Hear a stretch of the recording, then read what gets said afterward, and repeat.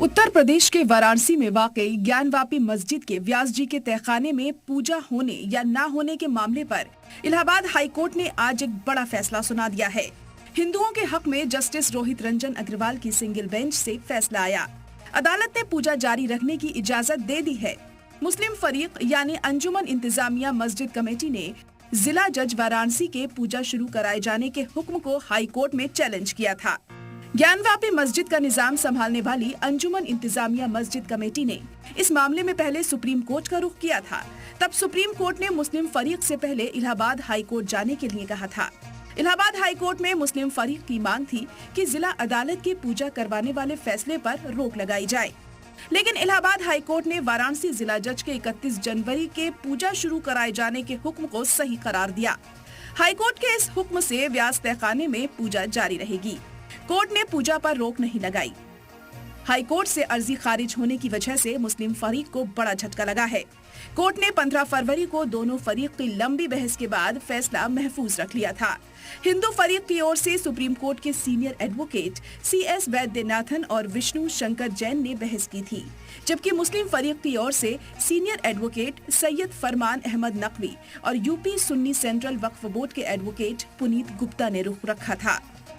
इसी साल जनवरी में वाराणसी की ज्ञानवापी मस्जिद कैंपस में सर्वे करने वाले ASI ने कहा था कि मौजूदा स्ट्रक्चर की तामीर से पहले वहां एक हिंदू मंदिर था, जबकि हिंदुओं का मानना था कि 1993 तक पंडित सोमनाथ व्यास ज्ञानवापी के साउथ में वाक़े तहखाने में पूजा किया करते थे।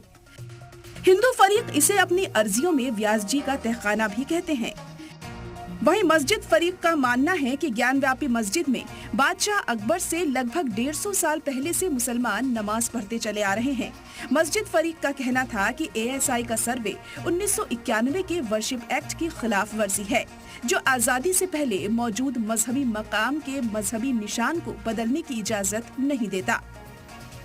ज्ञानवापी मस्जिद के मामले में दिल्ली में मुसलमानों की कई तंजीमों ने एक बड़ी मीटिंग की थी, जिसमें मौलाना अरशद मदनी, मौलाना महमूद मदनी और असदुद्दीन ओवैसी समेत बड़े मजहबी रहनुमाओं ने शिरकत की थी और कहा था कि मौजूदा हुकूमत का दबाव मुल्क की अदालतों पर भी होता दिख रहा है। अब सवाल ये है कि वाराणसी जिला अदालत इलाहाबाद हाई कोर्ट के बाद क्या मुसलमानों का अगला कदम सुप्रीम कोर्ट में जाने का होगा? यानी मुसलमान अब क्या करेंगे और ज्ञानवापी मस्जिद का मुस्तकबिल क्या होगा? क्या अयोध्या की तरह ज्ञानवापी मस्जिद का मामला भी फाइनल फैसले के आने तक जिंदा रहने वाला है? सलाम टीवी के लिए नदीम अहमद की रिपोर्ट। हैदराबाद में AIMIM सदर और रुकने पार्लिमान असदुद्दीन ओवैसी ने बड़ा बयान दिया है। ओवैसी ने कहा है कि बीजेपी के लोग कह रहे हैं कि हम इस्लाम में सुधार लाएंगे, लेकिन वो सुधार नहीं लाना चाहते हैं बल्कि हिंदुत्व नाफिज करना चाहते हैं। ओवैसी ने सवाल किया है कि भारत की सकाफत क्या है। भारत एक ऐसा मुल्क है जहां लोग कई मजहब को मानते हैं और कुछ लोग नास्तिक हैं।